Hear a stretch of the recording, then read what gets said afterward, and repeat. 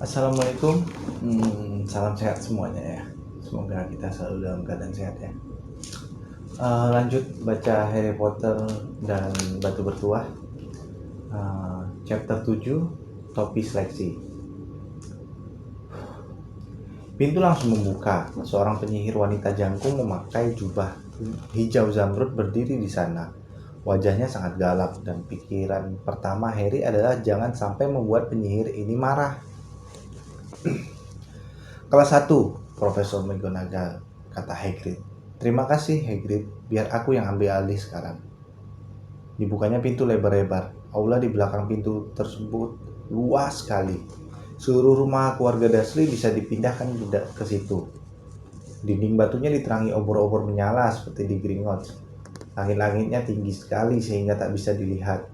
Dan ada tangga palang megah di depan mereka, menuju ke lantai atas. Anak-anak mengikuti Profesor McGonagall melintasi lantai batu-batu kotak.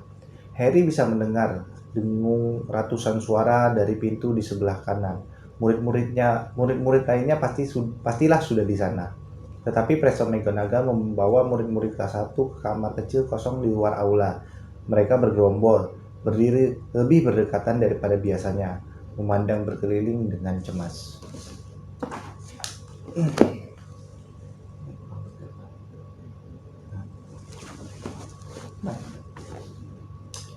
Selamat datang di Hogwarts, kata Profesor McGonagall.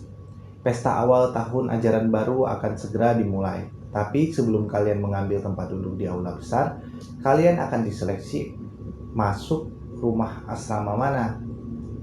Seleksi ini upacara yang sangat penting karena selama kalian berada di sini, asrama kalian akan menjadi semacam keluarga bagi kalian di Hogwarts. Kalian akan belajar dalam satu kelas dengan teman-teman seasrama kalian, tidur di asrama kalian, dan melewatkan waktu luang di ruang rekreasi asrama kalian. Ada 4 asrama di sini: Gryffindor, Hufflepuff, Ravenclaw, dan Slytherin. Masing-masing asrama punya sejarah luhur dan masing-masing telah menghasilkan penyihir hebat. Selama kalian di Hogwarts, prestasi dan kemenangan kalian akan menambah angka bagi asrama kalian. Sementara, pelanggaran peraturan akan membuat angka asrama dikurangi. Pada akhir tahun, asrama yang berhasil mengumpulkan angka paling banyak akan dianugerahi piala asrama. Sebuah kehormatan besar. Kuharap kalian semua akan membawa kebanggaan bagi asrama manapun yang akan kalian tempati. Upacara seksi akan berlangsung beberapa menit lagi di hadapan seluruh penghuni sekolah. Kusarankan kalian merapikan diri sebisa mungkin selama menunggu. Matanya sejenak menatap jubah Neville yang kancingnya di bawah telinga kirinya dan hidung Ron yang ada kotoran hitamnya. Harry dengan gelisah mencoba meratakan rambutnya. Aku akan kembali kalau kami sudah siap menerima kalian, kata Profesor McGonagall. Tunggu di sini dan jangan ribut. Dia meninggalkan ruangan. Harry menelan ludah. Bagaimana cara mereka menyeleksi kita masuk asrama? Tanyanya kepada Ron. Dengan semacam tes, kurasa, kata Fred. Prosesnya menyakitkan sekali. Tetapi kurasa dia cuma bergurau. Hati Harry mencelos. Tes di depan seluruh sekolah. Tapi dia sama sekali tak tahu apa-apa tentang sihir. Apa yang harus dia lakukan? Dia tak menyangka akan ada tes begitu mereka sampai. Dia memandang berkeliling dengan cemas dan melihat bahwa anak-anak lain juga sama takutnya. Tak ada yang banyak bicara kecuali Hermione Granger, yang dalam bisikannya mengucapkan dengan cepat semua mantra yang telah dipelajarinya dan bertanya-tanya sendiri, mantra mana yang akan diperlukan. Harry berusaha keras untuk tidak mendengarkannya. Belum pernah dia secemas ini. Belum pernah. Bahkan ketika dia harus membawa laporan dari sekolah kepada keluarga Dursley bahwa entah bagaimana dia telah mengubah wig gurunya menjadi biru, dia tidak pernah secemas ini. Matanya diarahkan ke pintu. Setiap saat Profesor McGonagall bisa kembali dan membawanya menyongsong malapetaka. Kemudian sesuatu yang terjadi membuatnya terlonjak sekitar 30 cm ke atas. Beberapa anak di belakangnya menjerit. Ada A. Harry ternganga. Begitu juga anak-anak sekitarnya. Kira-kira 20 hantu baru saja masuk menembus dinding belakang. Putih berkilau bagai mutiara. dan agak transparan. Mereka melayang di ruangan, sibuk mengobrol dan nyaris tidak memperdulikan murid-murid kelas 1. Mereka melayang di ruangan. Kelihatannya mereka sedang bertengkar. Hantu yang kelihatannya seperti rahib kecil gemuk berkata, "Maafkan dan lupakan. Menurutku kita harus memberinya kesempatan kedua. Rahibku sayang, bukankah kita sudah memberi Pivus semua kesempatan yang layak diterimanya? Dia membuat kita semua nama buruk dan kau tahu dia bahkan bukan hantu betulan. Ngapain kalian semua di sini?" Hantu yang memakai kerah rimpel dan celana ketat tiba-tiba menyadari ada murid-murid kelas 1. Tak ada yang menjawab. "Murid-murid baru," kata si rahib gemuk, memandang berkeliling sambil tersenyum. "Akan segera diseleksi kan?" Beberapa anak mengangguk tanpa suara. "Mudah-mudahan kita ketemu lagi di Hufflepuff," kata si rahib. "Asramaku dulu di situ." "Minggir kalian," terdengar suara tegas. "Upacara seleksi akan segera dimulai. Profesor McGonagall telah kembali." Satu demi satu hantu itu melayang keluar menembus dinding yang berhadapan. "Sekarang baris satu-satu," kata Profesor McGonagall kepada anak-anak kelas 1. "Dan ikuti aku." Merasa berat seakan kakinya berubah jadi timah, Harry masuk barisan di belakang anak berambut kecoklatan dengan Ron di belakangnya. Mereka berjalan meninggalkan ruangan itu, kembali ke aula depan dan masuk lewat sepasang pintu ganda ke aula besar. Harry tak pernah membayangkan ada tempat seaneh dan sehebat ini. Aula ini diterangi ribuan lilin yang melayang-layang di udara di atas 4 meja panjang. Murid-murid kelas yang lebih tinggi duduk mengelilingi keempat meja itu.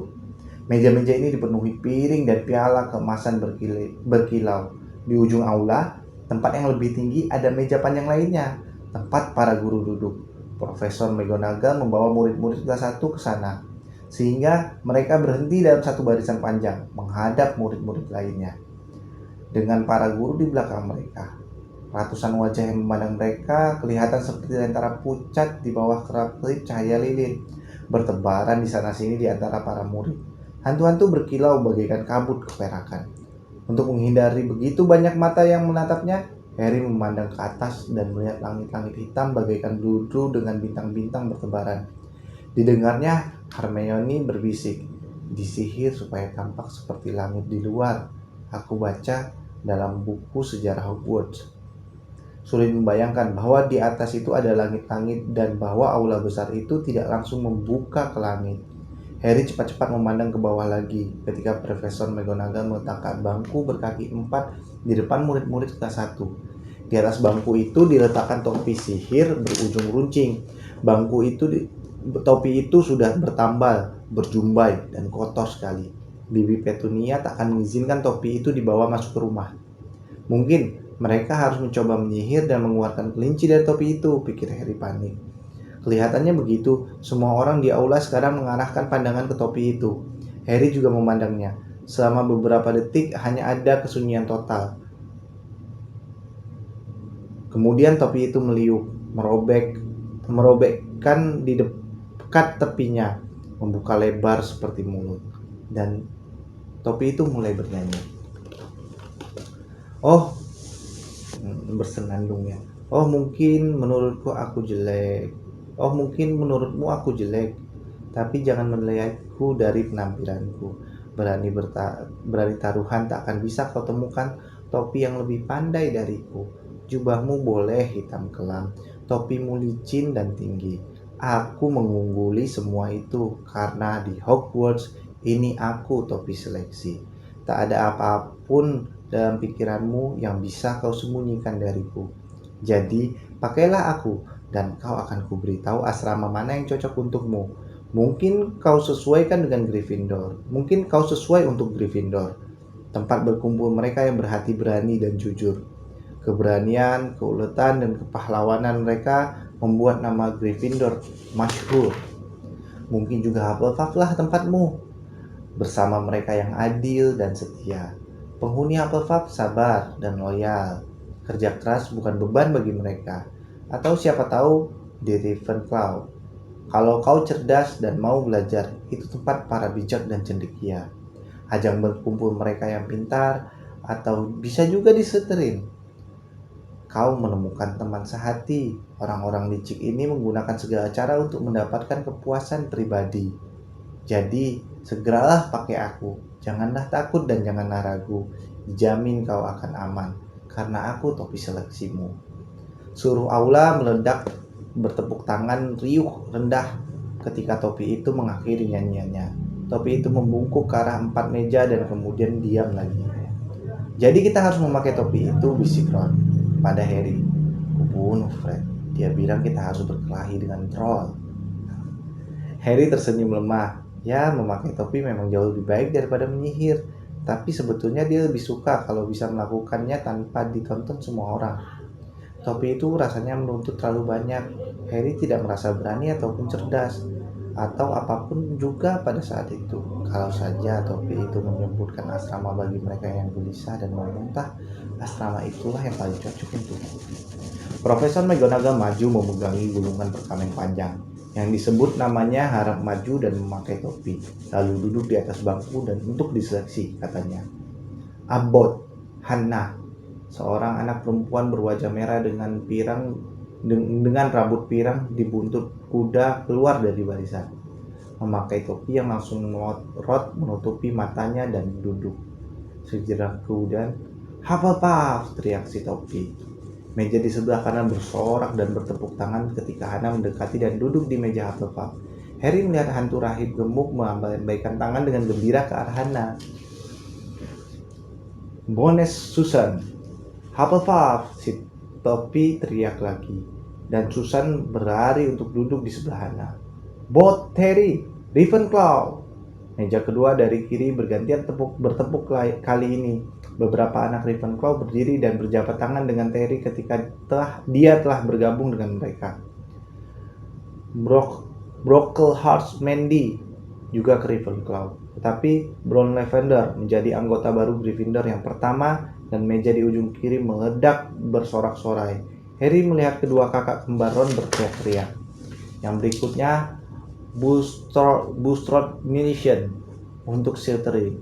Mungkin hanya sekedar bayangan Harry setelah segala sesuatu yang didengarnya tentang Slytherin, tetapi baginya anak-anak Slytherin seperti tidak menyenangkan. Harry benar-benar memuntah sekarang. Dia ingat acara pemilihan regu olahraga di sekolahnya yang dulu.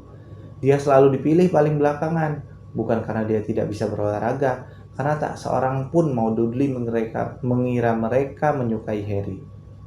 Finch, Fletchley, Justin, Hufflepuff. Kadang-kadang Harry memperhatikan si topi langsung meneriakkan asrama, tapi bisa juga lama baru memutuskan. Finnegan, Seamus, anak laki-laki berambut coklat di depan Harry, duduk di bangku hampir semenit penuh sebelum si topi memutuskan Gryffindor untuknya. Granger, Hermione nyaris lari ke bangku dan dengan bersemangat memasang topi di kepalanya. Gryffindor, teriak si topi. Ron mengeluh. Pikiran mengerikan melintas di benak Harry. Seperti biasa, pikiran mengerikan selalu muncul bila kau sedang sangat cemas. Bagaimana jika dia tidak dipilih? Bagaimana kalau dia duduk terus di atas bangku dengan topi menutupi kepalanya sampai Profesor McGonagall mencopotnya dari kepala dan menyatakan bahwa jelas ada kekeliruan, lalu menyuruhnya kembali ke kereta. Ketika Neville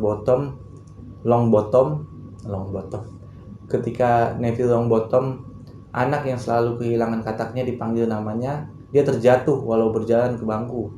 Si topi perlu waktu lama untuk mengambil keputusan bagi Neville. Ketika akhirnya topi itu meneriakkan, Gryffindor! Neville berlari kembali, masih memakai topi itu, dan terpaksa kembali di tengah riuhnya tawa untuk memberikannya kepada McDowell Murray. Malfoy berjalan dengan sok ketika namanya dipanggil dan keinginannya langsung terkabul.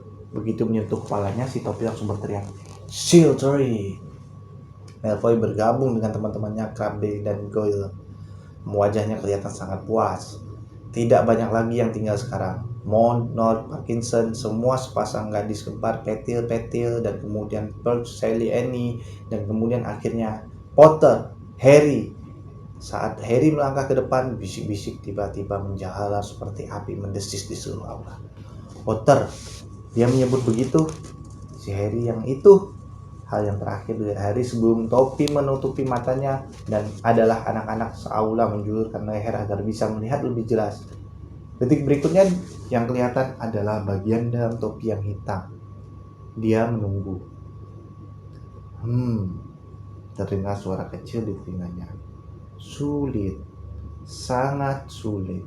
Keberanian besar rupanya. Otaknya juga encer. Ada bakat. Oh, astaga, ya. Dan kehausan untuk membuktikan diri. Itu menarik. Jadi sebaiknya di mana kau kutempatkan? Harry mencengkram tepi bangku dan membatin. Jangan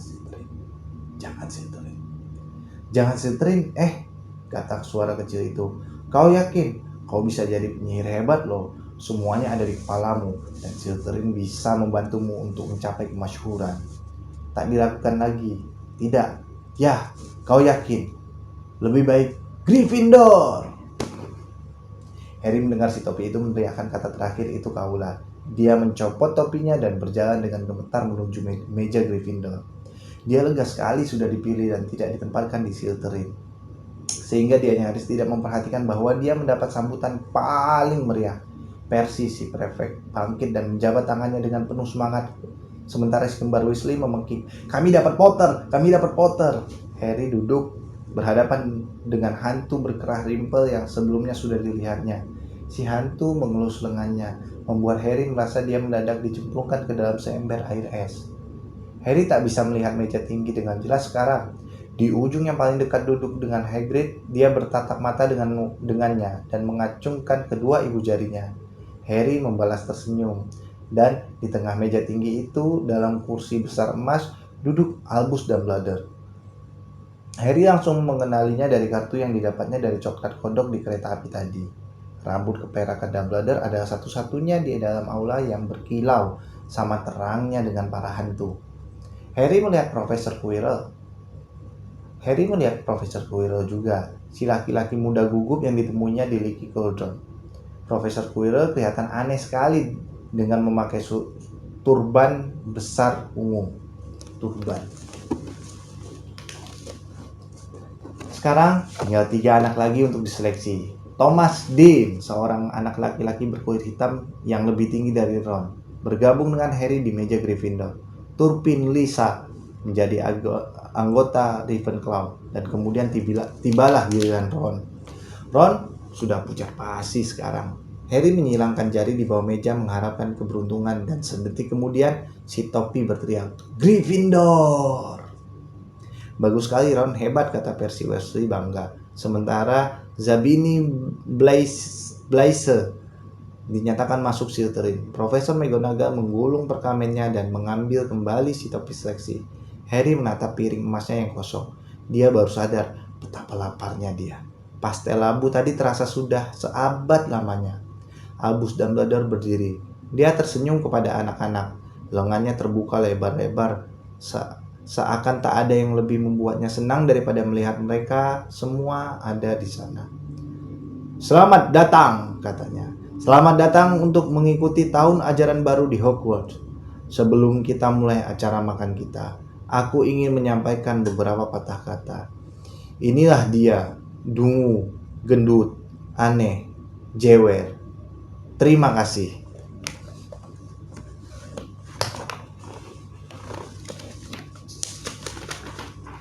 Empat patah kata yang menarik. Dia duduk kembali. Semua anak bertepuk tangan dan bersorak. Harry tak tahu apakah dia harus tertawa atau tidak. Apa dia agak sinting, tanya ragu-ragu kepada Percy. Sinting, kata Percy dibuat-buat.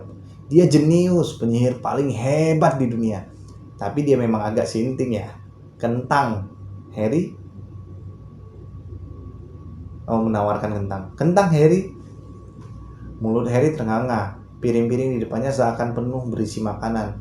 Belum pernah dia melihat begitu banyak makanan yang ingin dimakannya terhidang di satu meja. Daging sapi panggang, ayam, babi, kambing, sosis, daging asap, steak, kentang goreng, kentang rebus, puding, kacang, wortel, kaldu, saus tomat, bahkan permen pedas. Keluarga Dursley memang tidak membuat Harry kelaparan, tapi dia tidak pernah diizinkan makan sebanyak yang dia inginkan. Dudley selalu mengambil apa saja yang diinginkan Harry. meskipun itu membuatnya sakit perut kekenyangan. Harry mengisi piringnya dengan semua makanannya sedikit-sedikit kecuali permen pedas, lalu mulai memakannya. Semuanya enak, kelihatannya enak, kata hantu berkeras rimpel dengan sedih, memandang Harry mengiris stiknya. Tapi kesahkah kau? Aku sudah tidak makan selama hampir 400 tahun, kata si hantu. Tidak perlu sih memang, tapi kadang-kadang kepingin juga. Kurasa aku belum memperkenalkan diri. Sir Nicholas de Mimsy Porpington siap melayani Anda. Hantu menara Gryffindor. Aku tahu kau siapa, kata Ron tiba-tiba. Kakak-kakakku sudah bercerita tentang kau. Kau Nick, si kepala nyaris putus. Aku lebih suka kalian memanggilku Sir Nicholas de Mimsy, kata si hantu kaku. Tapi Seamus Finnegan, si rambut coklat, menyela. Kepala nyaris putus? Bagaimana kau bisa disebut kepala nyaris putus? Sir Nicholas tampak jengkel sekali, seakan obrolan kecil mereka tidak berlangsung seperti yang diharapkannya. Begini, katanya sebal. Dia memegang telinga kirinya, lalu menariknya. Seluruh kepalanya terlepas dari lehernya dan jatuh ke bahunya, seakan tergantung pada engsel. Jelas ada orang yang mencoba memenggal kepalanya, tapi tidak melakukannya dengan sempurna. Puas melihat kekagetan mereka, Nick, si kepala nyaris putus, mengembalikan kepalanya ke lehernya, berdeham dan berkata, "Jadi anggota baru Gryffindor, kuharap kalian akan membantu kami memenangkan kejuaraan antar asrama tahun ini. Belum pernah Gryffindor tidak menang selama ini. Slytherin mendapatkan piala selama 6 tahun berturut-turut. Si Baron berdarah itu sudah menjadi sok dan menyebalkan sekali. Si hantu Slytherin." Harry memandang ke meja Slytherin dan melihat hantu mengerikan duduk di sana dengan mata menatap kosong, wajah pucat, dan jubah penuh bercak darah keperakan. Dia duduk di sebelah Malfoy dan Harry. Girang melihat Malfoy kelihatannya tidak senang dengan pengaturan tempat duduk itu.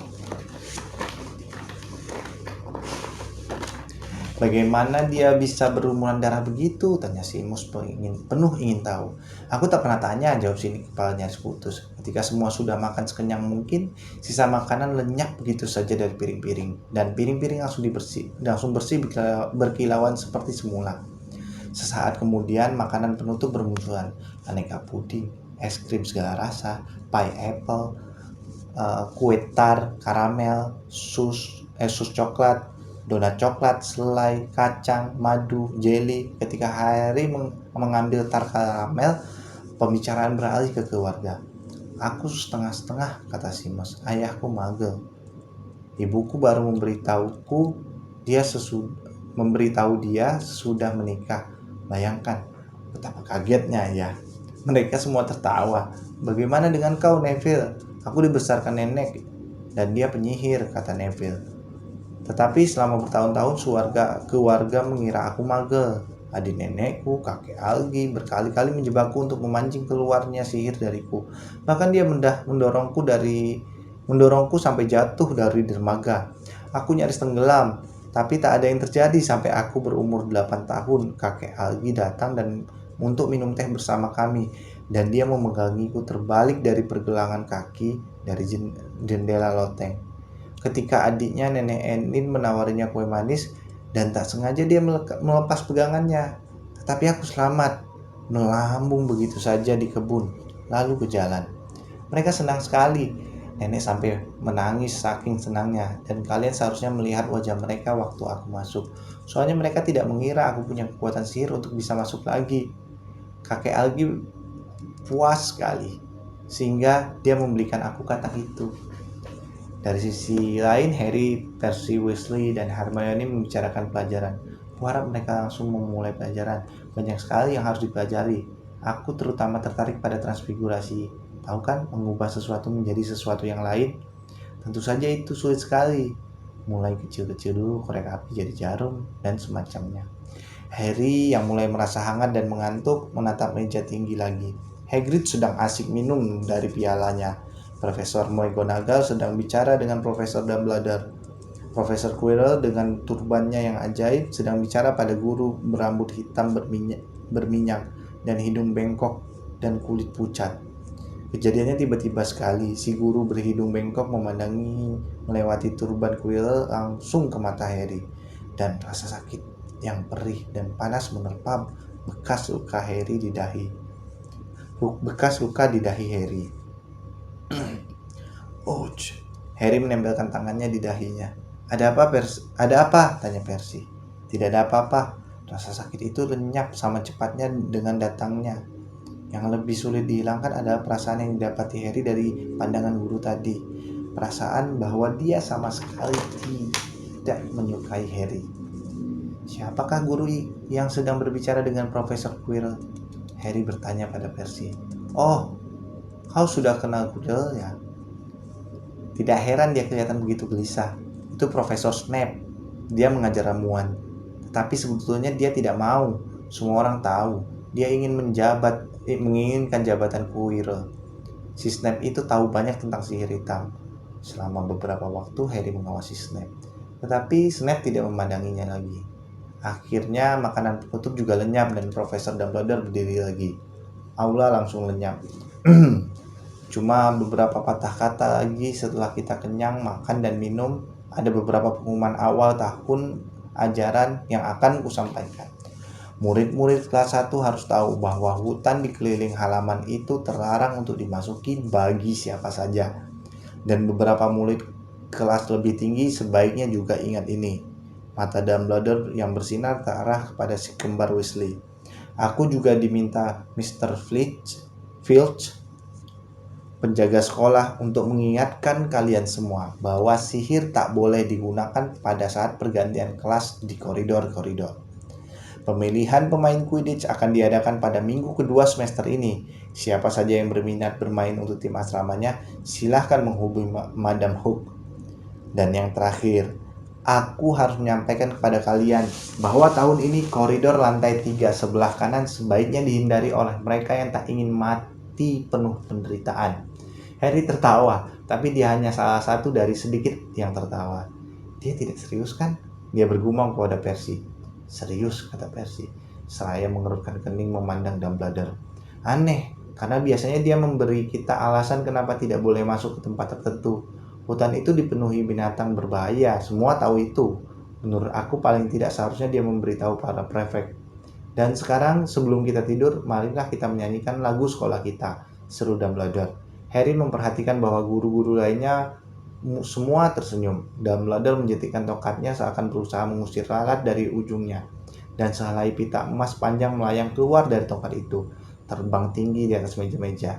Lalu meliuk-liuk membentuk kata-kata. Masing-masing pilih nada favoritnya, kata Dumbledore. Dan kita mulai. Dan nyanyian pun membahana. Nggak tahu ya nadanya, kita baca aja ya. Hogwarts, Hogwarts, Hogwarts, ajarilah kami sesuatu, biar kami tua dan botak, atau muda dan masih lugu. Kepala kami kosong melompong, masih perlu banyak diisi dengan hal-hal menarik dan berguna, agar kami jadi orang berarti. Ingatlah kembali hal-hal yang telah kami lupakan. Ingatkanlah kembali hal-hal yang telah kami lupakan, dan ajarilah kami segala yang perlu diketahui. Bimbinglah kami sebaik-baiknya, kami akan belajar sepenuh hati. Masing-masing mengakhiri lagu itu pada saat yang berlainan. Akhirnya hanya tinggal si kembar Weasley yang menyanyikannya dengan gaya march pemakaman yang amat hebat. Dumbledore bertindak sebagai dirijen, memimpin baris-baris terakhir nyanyian mereka dengan tongkat. Dari ketika mereka selesai bernyanyi, Dumbledore adalah salah satu dari mereka yang bertepuk tangan paling keras. Ah, musik, katanya seraya menyeka matanya.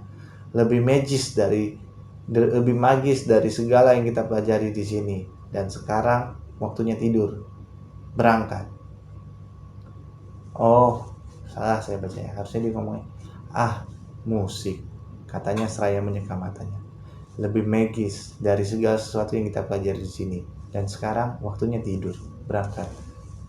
Dia bilang musik itu lebih ajaib dari segala sesuatu. Murid-murid kelas 1 Gryffindor mengikuti Percy menembus kerumunan yang ramai mengobrol, meninggalkan aula besar dan menaiki tangga kolam. Kaki Harry terasa berat seperti timah lagi, tapi kali ini karena dia lelah sekali dan kekenyangan. Dia sudah sangat mengantuk sehingga tidak memperhatikan orang-orang dan lukisan yang bergantung di sepanjang koridor berbisik dan menunjuk-nunjuk saat mereka lewat. Atau bahwa Percy membawa mereka melewati pintu yang tersembunyi di balik panel sorong dan permadani hiasan dinding. Mereka menaiki lebih banyak tangga lagi, menguap dan menyeret kaki-kaki mereka. Dan Harry baru bertanya-tanya dalam hati berapa jauh lagi yang harus mereka tempuh. Ketika mendadak mereka berhenti, seikat tongkat melayang-layang di depan mereka, dan ketika Percy melangkah maju, tongkat-tongkat itu melayang membenturnya. "Beavis!" Percy berbisik kepada anak-anak kelas 1. "Hantu jahil!" dia mengeraskan suaranya. "Beavis, perlihatkan dirimu!" Terdengar bunyi keras tidak sopan seperti udara yang dikeluarkan dari balon. "Kau ingin kupanggil Baron Berdarah?" Terdengar bunyi pop, dan sesosok laki-laki kecil dengan mata nakal berwarna kelam dan mulut lebar muncul melayang bersila di udara, membanggangi tongkat-tongkat tadi.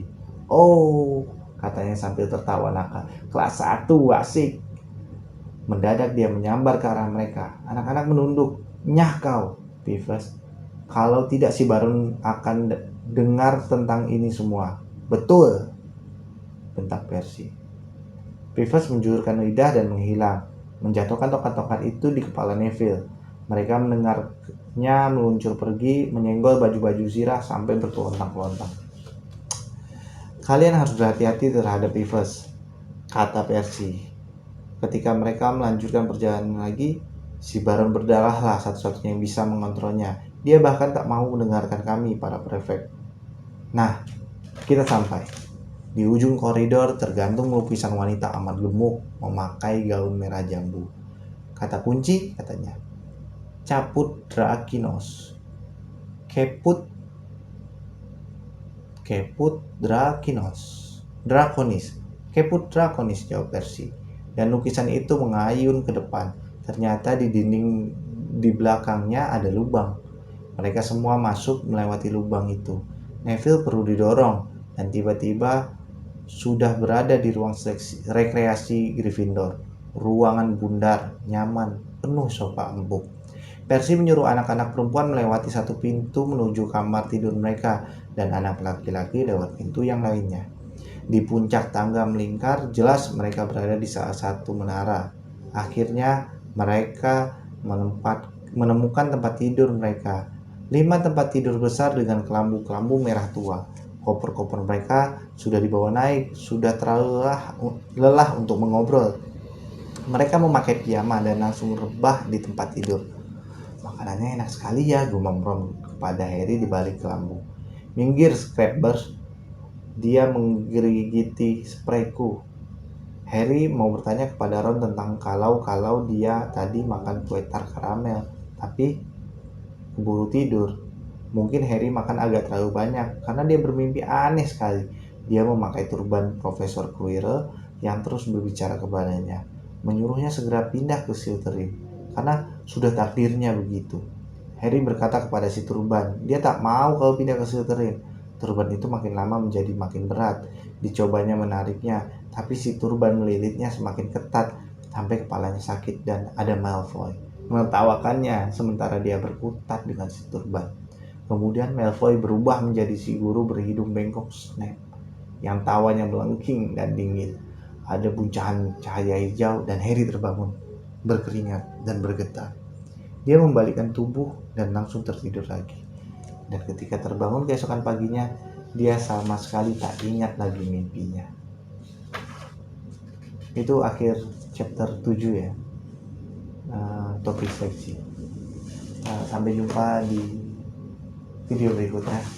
Kita akan baca Harry Potter lagi, atau saya akan menceritakan koleksi-koleksi saya, atau yang berkaitan dengan buku lah mungkin ya. Kita coba bahas. Thank you. Assalamualaikum.